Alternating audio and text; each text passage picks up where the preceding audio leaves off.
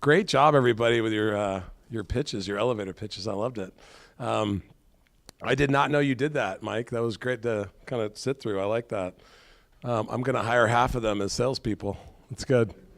So good evening, everybody. My name is Joe Fuca.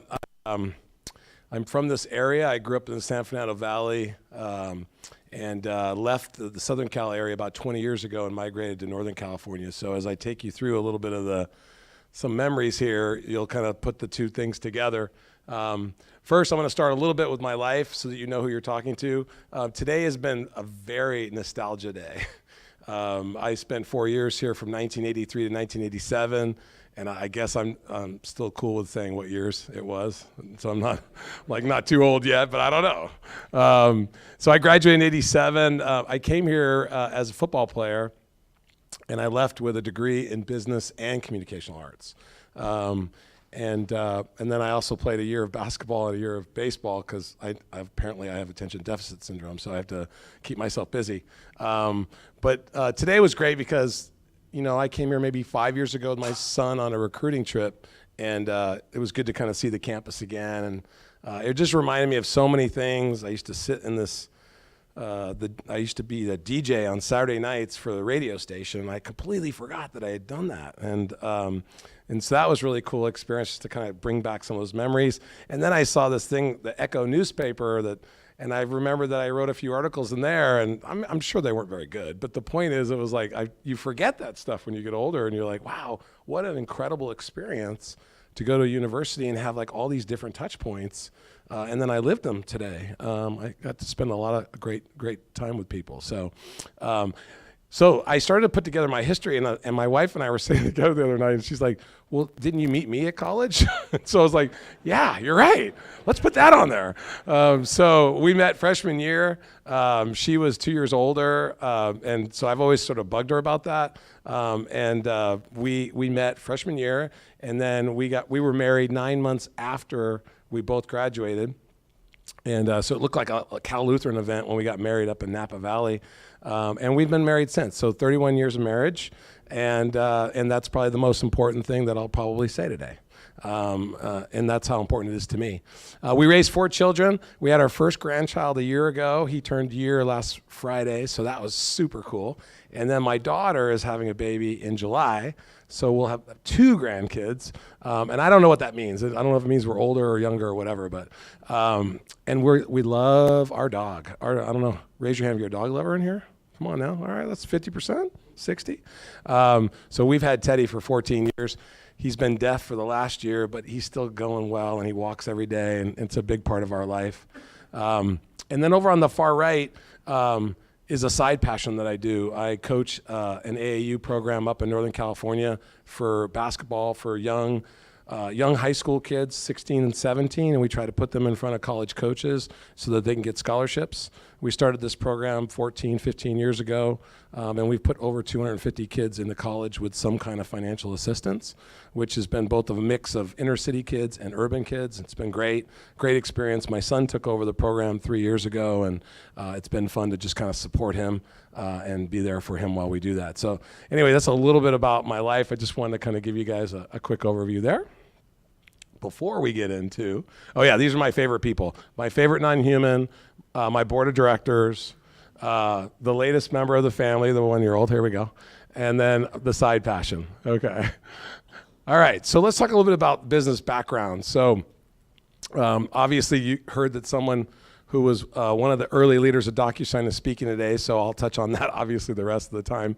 But I've also done a little bit of stint where I was a president of a company called FinancialForce, which runs on top of a platform called Salesforce, which most of you who've been in the business world know what I'm talking about in terms of Salesforce.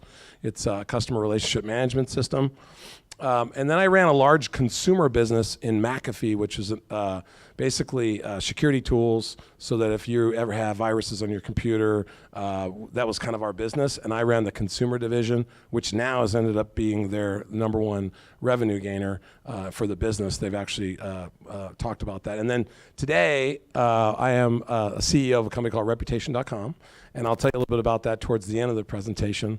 But it gives you kind of a little bit of a flavor of different business backgrounds. When I left college, I moved furniture. and I did not have a plan. I was a two-degree graduating senior, and so I was talking to a couple different classrooms today. I said, listen, you don't have to have the perfect plan, okay? You can still do what you need to do to get by and pay the bills, but obviously 6 months into moving furniture, I met a entrepreneur. He was the CEO of a new software company that he was running out of his garage. So doesn't matter where they start. I was just moving furniture, and he asked me, well, what do you want to do? And I said, well, I don't know. I think I can sell. And so he taught me how to sell, and that all started from moving furniture. And so that was how my career started, and then I started to do some pretty interesting things. The other thing I'll tell you before we jump into the DocuSign story is one of the things I was talking to a lot of the students about today and the football team that I met with is just the work ethic. Being able to deal with adversity and being able to push yourself forward. When I was early in my career and my wife and I were in a 2-bedroom condo and we had our first child, there was no room to really work in that home, but I had to work at home because I had an East Coast territory. And I always tell this story because people have to realize, like, it doesn't have to be a perfect environment to work in as long as you have work ethic and you have the desire to be successful. And so basically what I was telling some of the youngsters today in the classrooms was just, you got to stick with it. You cannot give up. You got to do it whatever environment you're in. Even if your 1-year-old's crying in the background and you're on a business call with someone from St. Louis who's trying to buy your software product. And so we've been kind of talking a lot about that with other students that we've been kind of mentoring, and it's this sort of attitude adjustment that you need to have. Okay, so I'm going to talk to you a little bit about how we built DocuSign, but also just kind of the things that were really important to us while we built it. So DocuSign was started in 2003. I didn't get to DocuSign until 2011. So to say I'm a founder is not really true. I don't actually call myself a founder, but when I got there in 2011, it was only 72 people. Company was languishing. They hadn't made a number in 6 quarters. They didn't know what to do with it. They were already on 6 rounds of funding. For those of you that have fundraised before, you know what I'm talking about. Like that's not good, right? So 6 rounds of funding, not doing too good. The biggest thing they were trying to figure out is whether they should charge the people that sign or charge the people that send. Okay, and for those of you that know what I'm talking about, I'll show you a screen here in a second, but essentially they were stuck on that whole business model.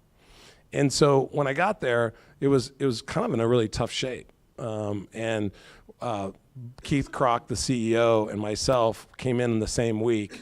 And so a lot of people call us the founders just because that's when the business really kind of took off. And so the two of us built a team, and we kind of did it with sort of these things in mind, right? We were like, okay, let's be curious about everything. In any business that you start, let's understand what's really happening and just ask everybody, well, why did you need that? Or tell me more about how you sign documents today. Why would you use a fax machine when you could use an electronic signature? Walk me through every type of thing that you do today with paper. Give me examples of how you use paper processes today. And we were like super like curious people, and we used to joke about it all the time because in our first 6 months of being there, we were like, well, what are these processes that are so paper oriented that we could automate? And boy, you wouldn't believe it when I show you the slide of the use cases. The second thing we really thinking about was, okay, if we're gonna go big, and any business that wants to go big, you need to think about a couple of key things. One is you wanna have board members that actually matter in your business. So, who were the first use cases of DocuSign in the early days? It was realtors, right? And anybody that's in real estate out here knows what I'm talking about. They were the early adopters because real estate is so paper oriented, it's not even funny. We've all signed documents, it's ridiculous, right? So we had realtors that were so pumped, we put the National Association of Realtors president on our board. Of course, right? You want to pull the board members in, you call them strategic investors or strategic board members. And then what we did is we created more strategic investors to be part of our investment club. So we went to Comcast and we said, hey, why don't you invest in our next round? Because we knew that Comcast would be a great user, because Comcast had all of these documents that were being signed from Comcast Business when they come to your business and try to sign you up for cable or whatever type of business.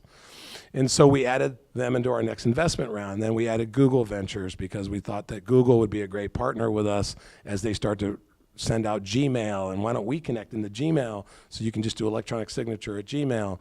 And so this whole idea of being curious, thinking about, well, who could we get to help us? We just went to the companies that made the most sense, and we not only made them board members, we made them strategic investors, and that all just kind of like rolled forward. And then we started something called the Strategic Advisory Board. And this is literally just asking people to be on your advisory board that are obviously have some stature inside of their company. So we asked the CIO of Staples, we asked the president of American Express. We were trying to go after heavy paper-oriented companies, right? And try to get them to think differently. And that was really important in the early days. And our big thing was, let's focus on what you can control, not what you can't control. So for those of you that know the Serenity Prayer, it's a big deal to stay away from things that you can't control. And as leaders in a company, you could get all stressed out about stuff. But if you do, it just defocuses you. So spend time on what you can control, right? And if you have faith, then just put faith in the rest. If you don't have faith, don't let it kill you. Because the whole idea of focusing on what you can control, and for us, we just wanted to focus on making the signature process super easy. Like, you didn't have to have any education to be able to sign something, right? That was the big focus. The other thing is we were really into hiring employees that could deal with adversity. Now, being an ex-athlete here at Cal Lutheran, obviously, there's an example there, right? But just any type of person who's dealt with adversity in their lives, right? And come out the other end with some positives. It was really important to us in the interview process to find some adversity. Some people are like, oh, I want the perfect student from Harvard. I want the perfect business case. And this person's never had any issues in their life and their resume's perfect. We're not hiring you. And we didn't. We hired people that we could find adversity in their lives, whatever it was competitive through sports or competitive in debate. I mean, if they're on the debate club, we love those people, right? Because they're dealing with objections immediately. And so we always were thinking, okay, let's hire adversity, people that could deal with adversity, and that's a big deal, and it worked. The other big thing is have a noble mission. This is really important for us. It's important for my company now. If you can get everybody in the company around a noble mission, whatever that noble mission is, for us, we wanted to take a lot of paper out of the world, and there obviously you would save a lot of trees in that process, but also just to save people in a business process in terms of productivity so they could spend more time with their lives. Do a real estate transaction, you'll know what I'm talking about. Like, it takes like 2 hours to go through the paperwork instead of hanging out with your grandkids, right? I use that example now because I'm a grandfather. And then the other thing was, create a category if you're an entrepreneur. If you can put these kinds of momentum things together, create a category. I mean, we were eSignature. That was boring. And so Keith and I got together and we're like, well, let's give it a really good name. We're like, all right, well, it's more than eSignature, right? So why don't we come up with a name and create a space? So we called it Digital Transaction Management. And everybody's like, wow, that sounds cool. DTM. We literally made this up in my house, okay? And so Keith and I were like, all right, so DTM, that sounds pretty cool. It's a 3-letter acronym. Everybody in the tech world loves 3-letter acronyms. And so then we were like, well, how are we going to get people to use this? And we're like, all right, well, we got to get people like Gartner and Forrester and these other financial analysts to be able to come in and say, yeah, DTM's the way to go. So what did we do? We went to our biggest customers and we said, don't call it eSignature anymore. Call it Digital Transaction Management. And so we started getting quotes from the top guy at Comcast, the top guys at some of these businesses we did business with. And they were like, yeah, we do Digital Transaction Management, which is a fancy way of saying we have a secure way to check your authentication on who you are and allow you to sign something in the cloud and get rid of paper. Well, that's actually a pretty complex process when you stick it in the middle of Charles Schwab's financial management system. Or if you stick that in the middle of any heavy business like anything to do with a transaction system. And so it worked. We created a space. There was nobody else in it because we were the only ones with it, and it spread like wildfire, right? So those are kind of the main topics to building a mega brand, and I'll walk you through some really good examples of how we did it. This is not an eye test, sorry. I wanted to give you a little bit of a breath.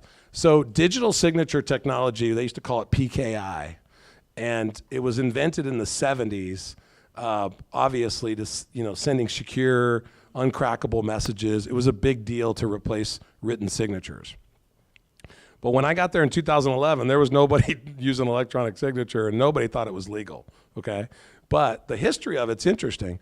Electronic signature, e-signature can be any type of functionality as long as it's a signature and a PKI technology with simple images of the signature. So meaning when you go back to all the way back to the caveman days or cavewoman days, they used a mark. If it's your mark, it's legal, right? So think about that. Most people think that a wet signature is more secure than an electronic signature back when we started. Well, when we started to explain it, that most people could forge your name on the other end of the fax and you'd never know, but yet you use email to sign an e-signature, so at least it goes through an authentication process of that one person, of that one authentication for email. Then when we got into banks and we started selling to Bank of America and all these people that I call them tree huggers, the people that like hold onto the tree and they want to change technology. Then they did 2 authentication methods. So you could go through email and then they would send you a text, right? So I send you a text and then you answer that text. Now I've gone through 2 authentications to know that it's you, and it's completely legal and completely secure. So that's why you'll get text now when you sign some really important documents from people that go through the full PKI. We were the first company to offer ease of use on the security, but it did not take off very fast. We have over 180 countries worldwide now using it. Remember, an electronic signature, before I get into some of the business, it's actually an authentication of when you sign it. So unlike a wet signature, when you never know who signed it or what the date was or keep an electronic trail, the functionality in this literally tells you when you open the document, when you signed it, and then where is it stored? Well, those 3 things are super important when you're trying to find a trail. And so companies like T-Mobile, who use it for every signature to buy phones, they had unbelievable amount of physical storage with all the contracts for all your phones. And they can get rid of all of that by using DocuSign. And it was really cool to kind of explain to people over time why that was so important. Today, over half of the wet signature celebrity autograph memorabilia is thought to be forged, right? So this whole world is changing now into, now it's down to 6%, which is pretty cool. So that was just kind of a quick thing. We used to do a lot of fun things with the NFL was the big one. So we had our first player sign a contract with DocuSign.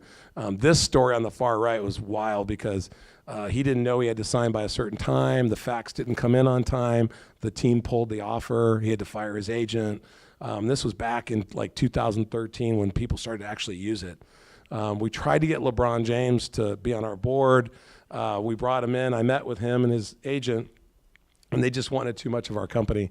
So we passed. It was so hard to do for me because I was, Russ knows me here. Like I wanted LeBron James on our board, but it didn't work because they wanted too much of the company. And it ended up being a good thing that we passed. But athletes were a big deal in the early days to sign them.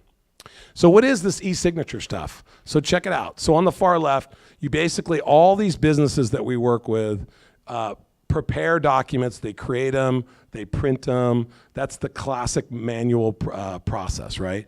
And when you go to sign something, you route it and you want to sign it. But in the old days, when you routed stuff, you used to use paper routing. They used to have these yellow manila folders, or it called inter-office mail. And so for those of you that are over 40 are laughing right now. The under 40 crowd, I don't even think they use them anymore, but it was just a routing system. So if 5 of us had to sign a deal, you literally had to have a physical person walk that deal around to the 5 people. And today, when you do e-signature, you put in the routing system. It's all automated. So once you sign, then it comes to me, and then it goes to you, and you basically set it up so it's really easy to do it. But that was the old world. Look at it. Email it, fax it, scan it, mail it. Federal Express used to have a massive business in overnight letters to be signed, which really was overnight contracts. And so after I got the company on a really good momentum, after about 2 years, we were cranking, they came to us and said, hey, we want to buy you guys.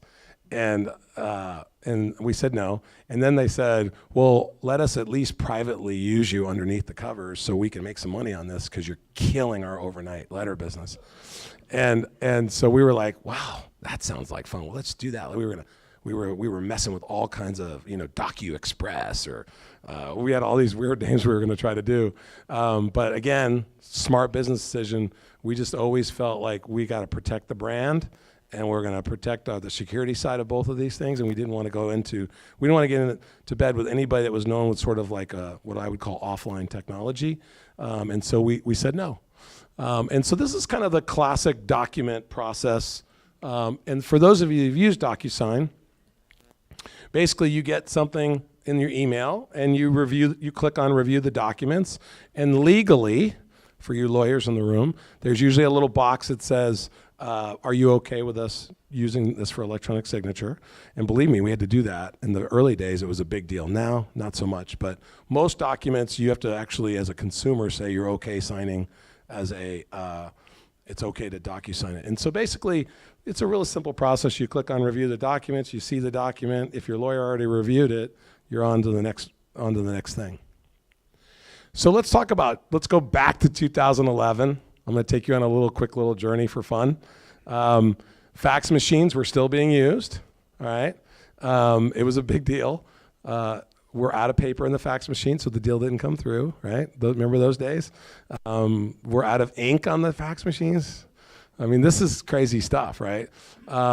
Legal opinions was really interesting because everybody in the beginning said, well, it's not legal. We're not going to buy it. It's not legal. And then we go through the whole process. So guess how many lawyers we had? We had 5 lawyers in the beginning. We only had 100 people in the company. I hired 5 lawyers, and I only had like 20 salespeople. So that's a really bad ratio for making money. So because, most lawyers want to tell you everything that's wrong with something and not the good things, right? And so what we did is we brought in these 5 lawyers, and we made it really important that they could communicate and really be good at talking to businesses. And people were like, what are you doing? And we're like, no, just trust us. So we would put these lawyers, and they would be part of the eSignature Act in Washington, D.C., and they would be a lobbyist. And then we would start to slowly put them in all these key law firm communities that you probably know exist, and they basically would go and speak at them.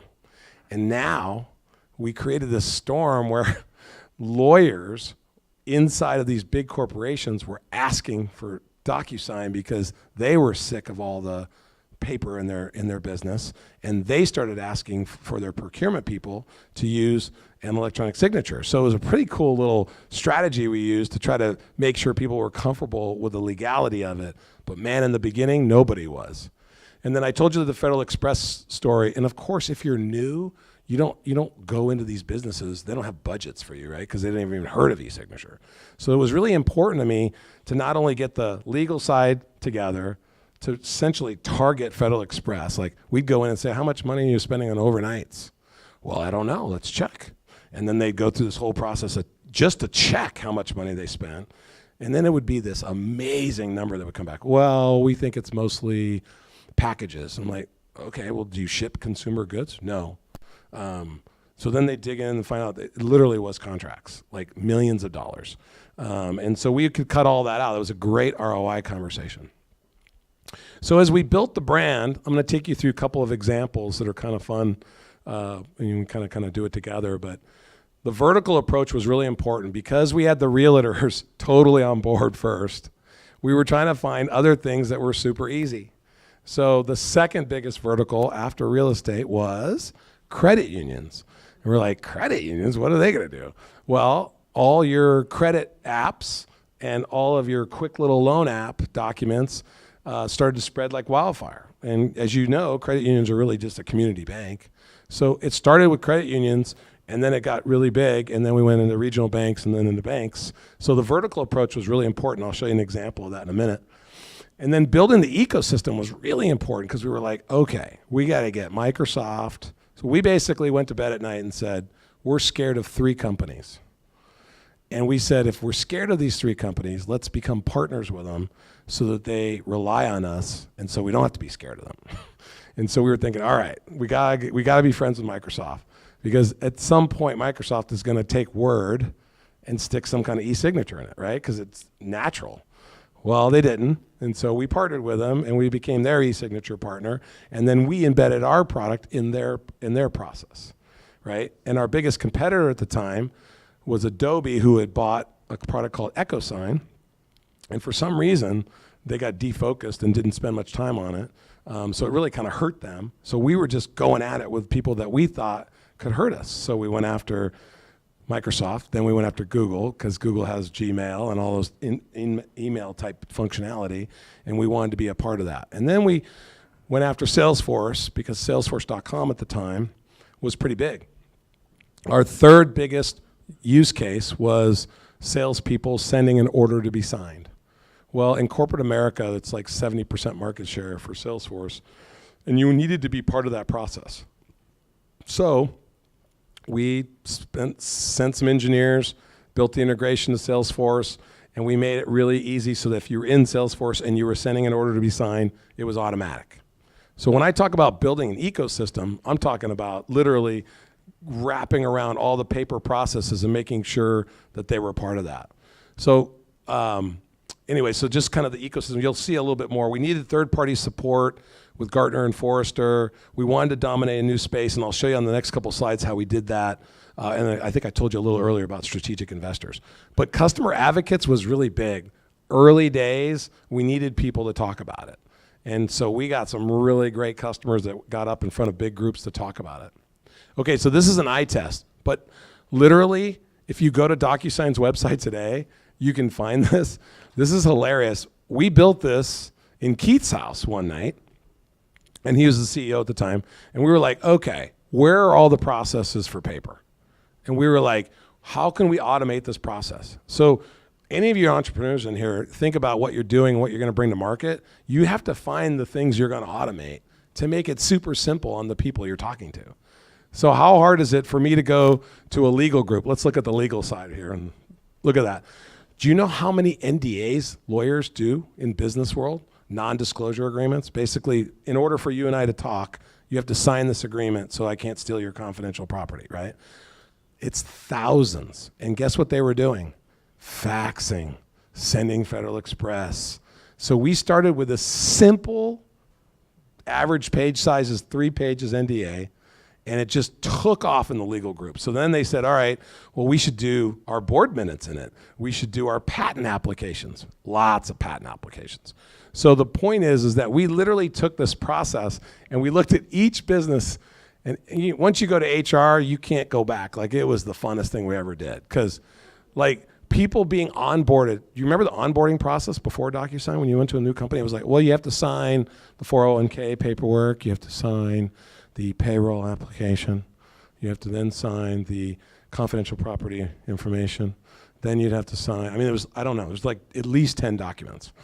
And this was a field day for us. We would just go in and sit with the HR person. All right, tell us about paper.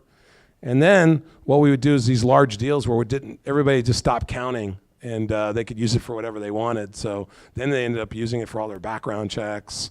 So all these things kind of rippled into bigger things. I mean, look at all these different groups inside of a company, and every company has them. Like, there's not a vertical that doesn't have IT and operations. There's not a company that doesn't have product management. How many times have you been with a software company and the product manager changes the roadmap on you, right? And he's always changing what deliverables are coming in that quarter. Well, how about we document them? And then we all sign them together. So that was a really cool use case. So these are all classic use cases, lots of fun to go into companies and really help them automate their system. All of this was being done manually. Then we looked at certain verticals, and this is key because as you build your company and you have a value prop, you need to find the verticals that matter the most. Now, you could try to sell to everybody, or you could pick a few winners and just get all your sales team to learn that value prop, get all your marketing teams to build campaigns around that value prop, and get really big fast just doing those value props. And if you do that, then you can start picking other other verticals. I'll show you an example of this. So what we did is we said primary markets were credit unions, technology, which is really Salesforce, real estate, healthcare was coming, okay? Took a little longer. Insurance all over it. I mean, these people were going nuts on insurance. And so we said, all right, these are our priority markets. This is back in 2011. This is the number of salespeople I assigned to all these different groups. I think it was 2012, but whatever. The point is, we started picking these verticals, and I was assigning salespeople. The difference between an AE and an AM is account managers look after customers and make sure they're happy, right? You got to have both. And so on the right here was, okay, well, these are some new markets that we should probably put a little team behind and see if it works. So we started going after sports teams. And I didn't realize how much paper is involved in all those VIP suites in all those stadiums. Guess what happens? You have to sign for each game, then you got to sign for the food, then you got to sign for whoever's coming in special to say hello to you or whatever. A lot of paperwork. And so we had a little fun. That was probably not something you should have invested in, but I was doing it because I loved it. But the other stuff was really interesting. In North America, we have a process for signing, and it's become legal. We get it. In other parts of the world, it's actually different where you go. So in Japan, they use something called the haku, and it's a stamp. That's your signature. And in South America, you use your driver's license. It's like a PKI stripe, and you swipe it, and that's your signature. So we had to look at those environments and kind of figure out what we were going to do. And that was pretty fun. Now, today, we've automated all those, but it took a while. So we were building our company in North America because Europe had different rules by country, and in Japan didn't want any part of us in the beginning. Now they're like our biggest growth area. And then in South America, they were using the driver's license, and they would have to pay like $2 every time they used it to sign. So the signer was paying in that case. So it was all messed up. Eventually, we got through all those markets. So one of the things that we needed to do, when you build a big brand, you have to have a mega deal. And because we were a software company that was doing on average, a big deal for us was maybe $1 million a year, right? And so $1 million a year, you do a bunch of those and you do a bunch of smaller deals, you can build a company pretty quick. But about 3 years into my tenure, we didn't have a $10 million deal. We needed to have a $10 million a year deal. And now it's actually up to $24 million. But when we signed the $10 million deal with T-Mobile up in beautiful Seattle, wasn't really beautiful, it was always raining when I went up there, but it was beautiful that day. It was beautiful that day. And so when we signed them, it was a big deal because they were using us for all their consumer transactions, which no one had decided to do because for T-Mobile, they were spending so much money on physically storing all of your contracts so that within 30 days you could come back and get a new phone. Well, they were storing the physical documents. And so the amount of money they were spending on that, and then the amount of money where people said they never signed for it, when obviously they did, and you could automatically track all of that. It was a big deal. So you got to have one big kind of company-defining deal if you're ever going to make it to a big-scale, multi-billion-dollar business. And then what we did is each year we had something called momentum, and we did this thing called, it's basically a customer event, but you never call it that. You got to give it a name. So we gave it momentum. And so this was big. Every year we would have all of our early customers come in. Check out this chart. This is wild. I showed this to my company the other day because they were like, well, how did you do this? Why do you think we're going to get 200 people at our first user conference? I'm like, well, because in 2011 we had 200 people show up for DocuSign's user conference, and like nobody knew us. All right, and that was double the employee count, right? So it was pretty exciting. And in 2012 we went all the way up to 500. You can see the numbers, but basically what you do at these user conferences is you give it a name, you have customers come and talk about the products, you talk about the use cases, you have your strategic board in there, and it all comes together once a year at this user conference, and then you basically pull in all of the strategic investors, and it just becomes one big momentous thing as people find more and more use cases. Pretty cool, huh? That was a field event we did in San Francisco every year. So check this out. So we tracked the customers. We had 54,000 customers, total customers in FY13, which actually our FYs were kind of weird. They're always like the year before. So basically the year after I started, we had about 54,000 customers. And when I left in 2016, we had 214,000. So when I started there, we were 25 million in revenue, 100 people, maybe just below 100 people. When I left, it was 250 million in revenue with 2,000 people. It was kind of crazy. And then, of course, today they're worth $10 billion, and there's a lot of people that work there. So it's become a verb, right? Because essentially when people send a document now, they talk about it like it's a verb, and they say, have you DocuSigned it? So you can see a little bit here that you'll see these in a lot of investor pitches where they want to see, well, do your customers actually like you, and do they buy more? So you'll hear this thing called cohort analysis, and basically it's each year, do they buy more? And so each color represents that same customer from FY13, and you can see it just gets more and more. So 112% retention means that all of my customers from the beginning of time only buy more. They never shrink. That's really big, right? You want that. It's called stickiness. Big deal.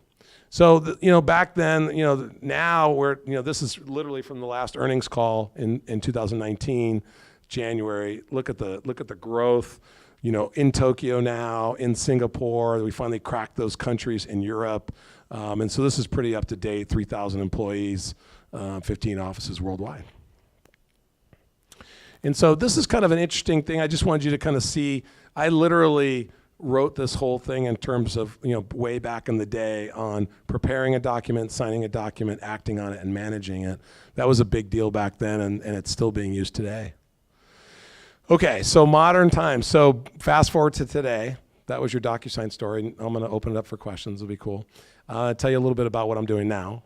So I thought I was going to retire. So last year, I signed up to coach our local high school football team. A lot of people know me as a basketball coach, but I played football at Cal Lutheran. So I always wanted to coach high school football. And so I coached for about 6 months out of the season, and then I got this call about this business, and it sort of sounded like a DocuSign, so I was like, oh, please don't let me go back to work. But then I started talking to them, and so then I had to finish my football season sort of half the time there, and then I started working with them in August. This is a pretty cool idea. The company's called Reputation, and I always wanted to be a CEO, and I just wanted to take a shot at it because I had this passion to coach people, to lead teams, and I just didn't want to retire without trying it once. And so people say, well, why did you do that? I'm like, well, I really want to kind of build world-class teams like I always have, but I want to be the person in charge and really invest in a great e-staff. We have amazing investors.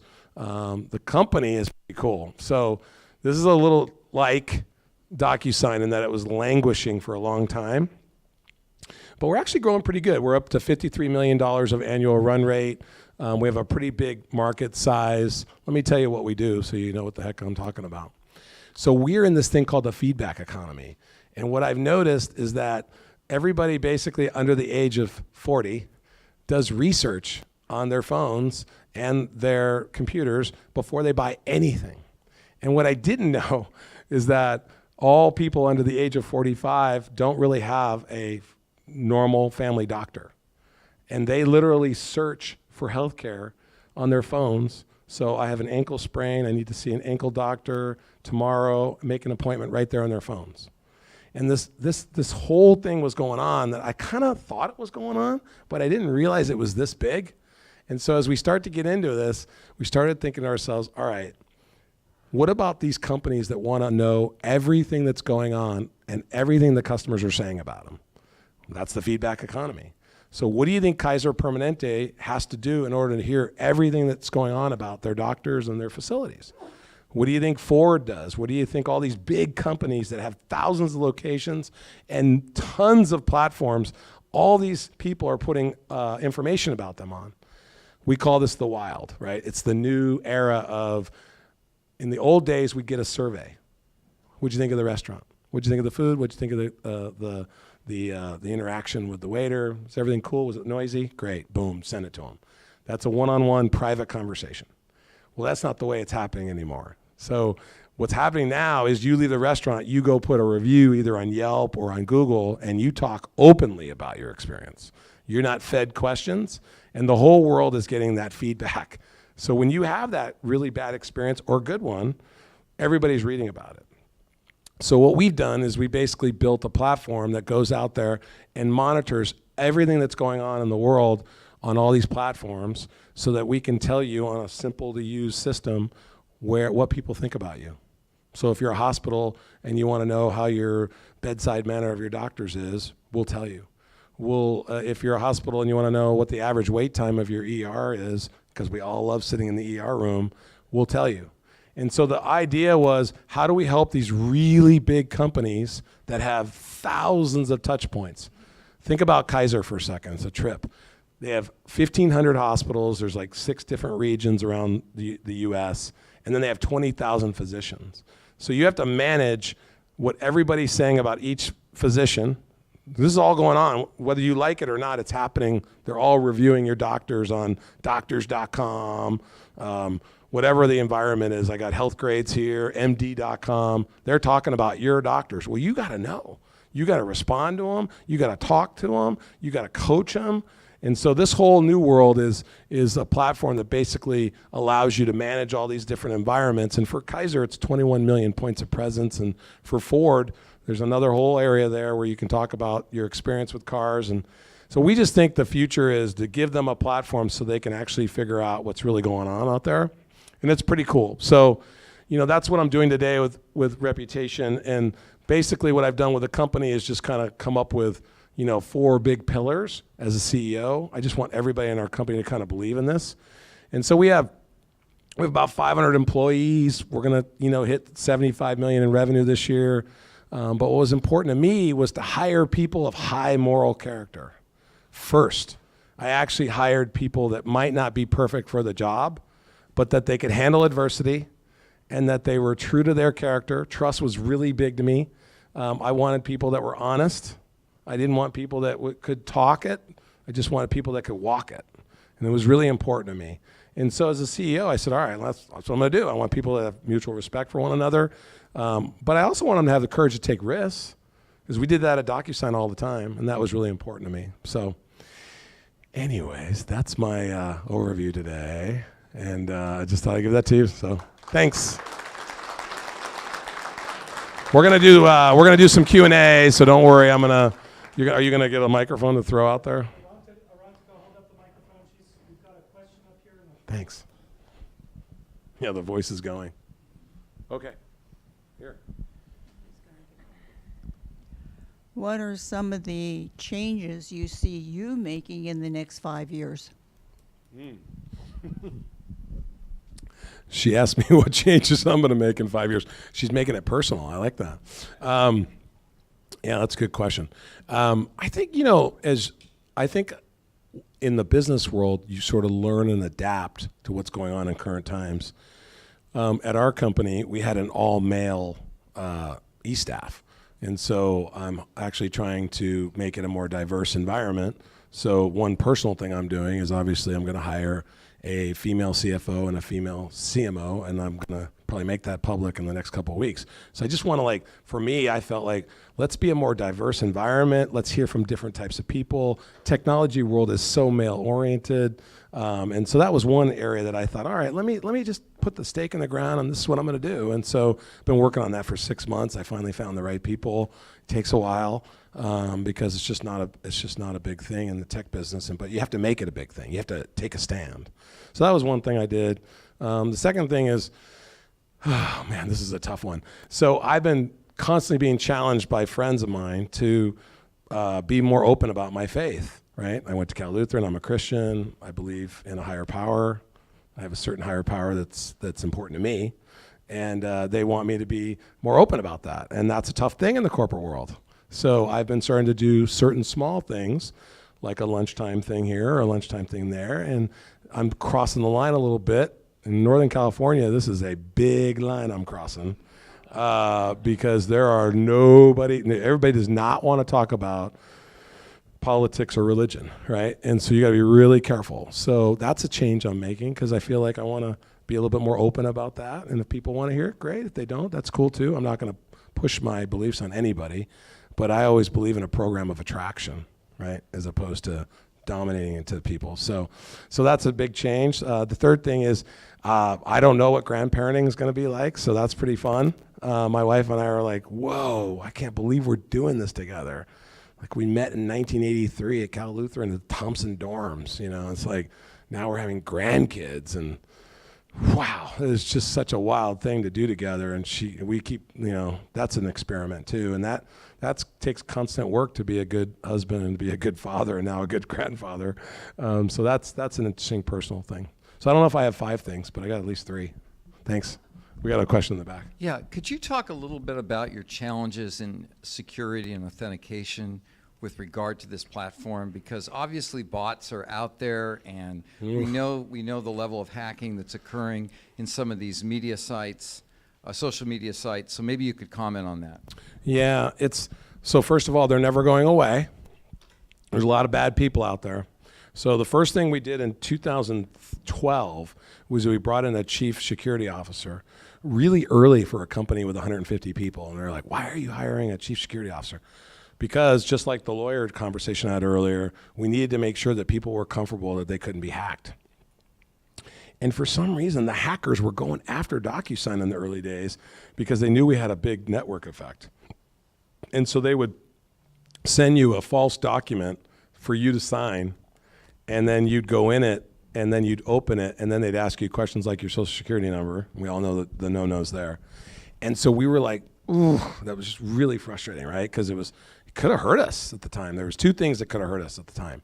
One was our system would go down at the end of the quarter when Salesforce was doing all their deals. And so we were like, oh boy, we can't grow if this is going to happen. So that was one thing that kept us up at night. And so we invested in a complete redundant environment. We spent a bunch of money to make that redundant. And then the next thing was security and making sure that people couldn't be falsified. And so we brought in a chief security officer. Then we hired a couple people. We had a complete security team. And you can buy a lot of software now that protects the endpoint and protects the network. You'll always have hackers though, and that's the unfortunate part. But we actually made it pretty foolproof, and we never had a problem where somebody could actually, because remember we have the date and timestamp, and we know who's actually touching it, so we could actually provide the trail all the way back to when it was signed. And so if it was falsely signed, we'd find out who the falsely signed person was. So, but it was really tricky, and still is tricky. I mean, there's always going to be bad guys out there. So that's why the security business will always be. If you're an entrepreneur in security, you're going to still be okay. Yeah. Well, I don't. Where are you going with it? Where are we going? Okay, you got the mic. Here we go. Oh, I already have the microphone. You got to have the yellow mic, or you can't ask a question. So I know you said you ran into an entrepreneur after university, but I really want to know, throughout this whole time, who you really looked up to, or what you really looked up to. Yeah, it's a good question. Magic Johnson. No. When I was young, man, that was a big deal. When I thought about, it was interesting. When I was younger and I was 9 years old, I went to a camp with this guy named John Wooden. And it was just so odd, like the things I was learning at his camp.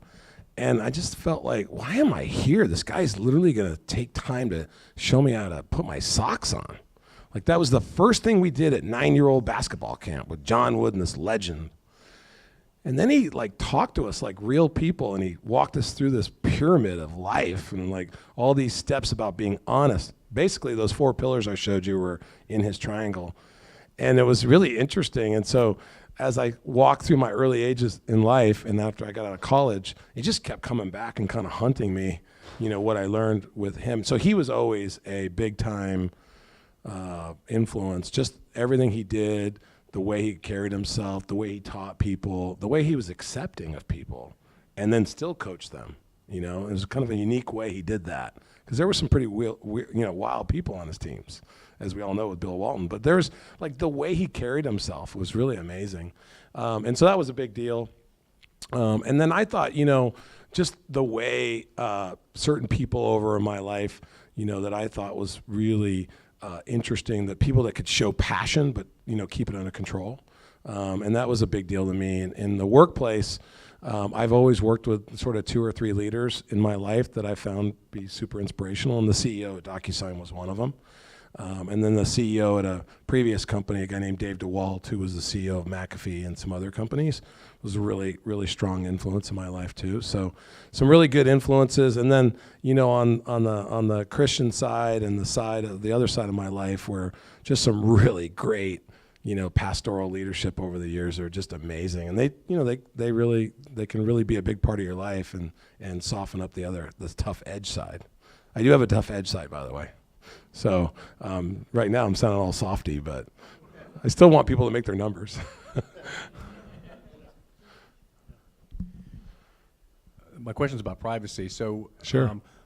Are you concerned about CCPA? And the second part of it is the lack of standardization of privacy in the U.S. Yeah, I mean, I think we're going to go through a transition over the next 3 years where, so Europe has got privacy down by country. They sort of stepped in and, you know, Germany really led the way. They've done a really good job with privacy. And I think at some point, you know, America's got to jump into that and get a little bit more strict about that. And then you won't see as many data breaches. But, you know, what you're seeing with Facebook and some of these big sites where people are stealing, you know, passwords, you know, it's going to be that way until we have a common privacy structure. And I don't know if it's the one you mentioned, but it could be others. But listen, everybody can be nervous about their privacy, but at the same time, if you're automating a process and you're smart about your private information, you know, I think you're going to be okay. But I think more products will come out to be even better for privacy, and I think there'll be a common format that'll come out that'll be better, but I don't think it's going to happen the next year. I think it's going to happen over the next 3 years. It's a good question. So I've heard a little bit about the coming deadline where attorneys are going to have to submit all their documents electronically to courts Yeah, across the country. yeah. So I'm wondering, what do you think are the opportunities and what are the dangers in that coming about? Yeah. Well, I don't think there's any more dangers to that than some of the other dangers we have. Remember, the court cases there are so many software vendors that manage just documents for the courts. And when I looked into that, because there was like 3 businesses that I was looking to get into, and I one of them was, what could I do in the legal space, because it just seems like so much paper. And the fact that they're forcing it now is probably a good thing. You just got to make sure that whatever products they end up using, that they're storing it in a really tight, secure platform. And they'll probably use the cloud, but they better use technology that's really tight. DocuSign might not be a good format for that, because we're only managing something that's being signed. You're not going to look at the document and not do anything with it. We're not the best for that. But when you have a document that has to have something to take action on it, then we're the best for that. So it's going to be interesting to see what happens here. I think it's great that they're going to get rid of paper. I mean, I don't know how many times you've been in a courthouse lately, but it's really embarrassing, the stacks of paper. And they can't get their work done that way. I mean, it's the same thing we see at the DMV. It's the same thing we see at a lot of the, you know, and I think eventually, you know, it took me a while to get healthcare going. The funnest thing I wanted to automate was the clipboard that you sign when you go to the doctor, and it's the same darn clipboard every time. And I was like, well, why don't they just DocuSign this the night before you go? You just fill it out really quick and you're done. And so we got like 20,000 doctors to do that before I left. I think it's up to 100,000 doctors now. So that's pretty cool. So, I mean, these things take time sometimes. It's like no one thought that they would get rid of their clipboard, you know, and then you had to do it 3 times in the same day if you went to the x-ray specialist and then MRI. It's ridiculous. But yeah, I think you're going to see more and more of these areas. It really comes down to privacy, security, and then automation. That's what's going to happen. Okay, I got a lot of questions. This is good. You just want to finally ask yours? Yeah. So you had mentioned, you know, the retention rate for DocuSign. I'm just curious your insight on how to create that sticky factor for a B2B SaaS. Yeah. Well, when you say B2B SaaS, what do you mean? Yeah, so like my current one, yeah. So the stickiness with DocuSign was cool because people were automating and seeing ROI pretty quick. But the big thing that we found with DocuSign to make us even stickier was to do integrations to their back office system. So when you do a transaction with Charles Schwab, you have to actually go back in their back end system, and then they send you that document from their back end system. So we had to integrate in that system Once we were in that bad boy, we were never taken out, right? So that was true stickiness. Reputation.com is the same. We find that when we build the integrations into these different platforms, and they can actually see the sentiment of what customers really think about their business, they get sort of addicted to that, and we can drill down to the actual site that's having issues, and it's been pretty cool. I think the more we do integrations, the more stickiness we'll have. That's the way it works in the B2B world. Okay, we got another one back there. Yeah, I had a question about Reputation.com. So what you're doing is if you have a brand that has maybe 21 million impressions, how are you consolidating all that information so it's not just an avalanche? And do you see this as primarily an automated system, kind of like DocuSign? Or is this something where you're going to bring out key salespeople to kind of curate that information for them? Yeah, that's a good question. Do you go to school here? Yeah. What year? I'm about to graduate. Awesome. So, 3-time New Venture competition winner. 3 or 2? I lost track. yeah, just the way he asked the question, man. This guy can articulate. I love it. Yeah, so Reputation started many years ago, and it was a consumer platform for you to protect your own reputation. And what they did is they put all this web crawler technology so that if you were ever talked about on the web or any social environment, it would tell you what's being said about you. And not much addressable market to that. You know, Barry Bonds, you know, people like that used to hate that stuff would pay for it, but like it wasn't a big market. They took that technology, they added something called natural language processing. And so we have machine learning now that says, all right, if you're Ford and you're tracking, you know, 3,000 location sites, you have a lot of data. And now you got to be able to aggregate that data into informational chunks that matter. So my service department, my sales group that's in the field, the ability to get the documents done in a simple way. And so they basically pull together this information that's really important for that type of business. And then they make it easy for you to read. So they use a sentiment map, which basically highlights things in red, yellow, or green on those issues, right? So sales team is really rude, red. The service department is fantastic, green, right? And so it checks the thousands of reviews and puts that all together. It's really cool. And so it puts it all in a portal and a platform, and the marketing people and the customer experience people are the ones that use it. And then they'll drill into an area. We have always a famous story where the parking for Westfield malls was horrible during the holiday season. And so they drilled into the 5 that were having all the problems, and they literally would go out and change the distribution of traffic so that they could solve that. And then they saw it starting to turn yellow and green. So it's pretty cool. So it's not just telling you the problem, but it's also allowing you to diagnose it and get in and fix it. So yeah, it's pretty cool. All right, hold on. I gotta go there and I'll go you. What's up, Evan? My question is regarding your hiring strategy at Reputation. Yeah. Could you touch on some of the practices that you have to discover if the people you're interviewing have those traits that you're really looking for? Yeah. So really what you have to do is you have to focus on the interviewers, right? So the people that are doing the interviewing have to have like some common culture pillars, if you will, like the ones I showed. And then you have to kind of drill into techniques to help them do that. Somebody over here is building a recruiting system. Saw you. That was good. You're all over this question. But you have to train your interviewers, and then you have to give them real life applications on how they can figure that out, right? And so, you know, it's easy for someone to go through an interview and you don't understand anything about them personally, but if you ask them open-ended questions, voice is going. If you ask them open-ended questions and you teach your team how to do that, you can really get a lot of information. What do I mean by an open-ended question? So a lot of people ask close-ended questions. So, do you like to work here? Yes, no. Okay, that's bad. That's a bad question. So tell me what it's like to work here. What do you do at the end of the quarter? Is it a stressful environment? Walk me through that.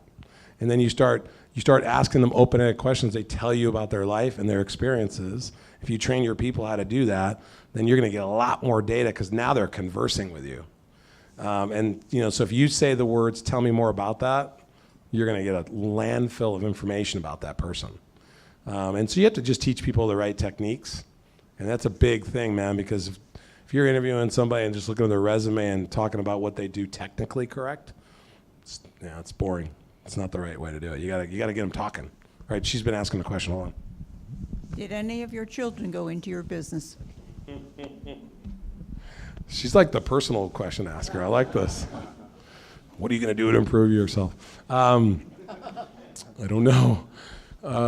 Yes. So my oldest son became a professional basketball player in Europe, and so he took over my basketball program, which I talked about earlier. And so that's part of my life. And then my youngest son is currently an intern at my company. I don't think he likes, it's funny when you bring your kids into an environment, it's like, he said to his mom the other day, I don't know if I like this 8 to 5 thing.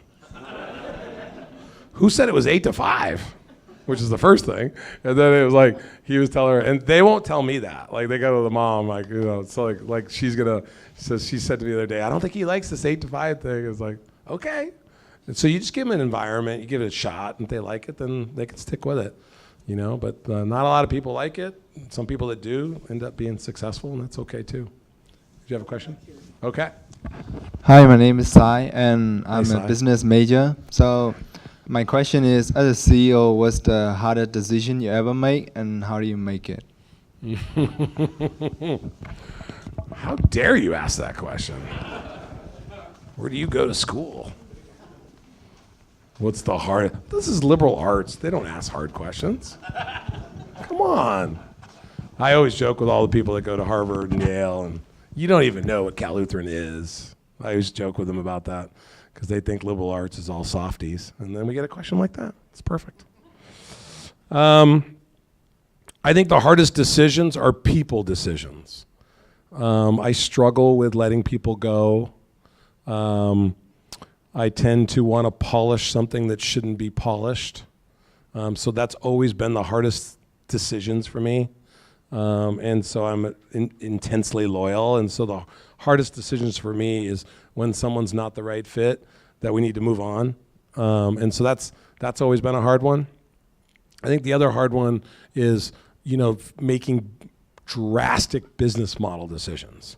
So when we sat in the room, we said, look, we're going to make it free for people to sign documents.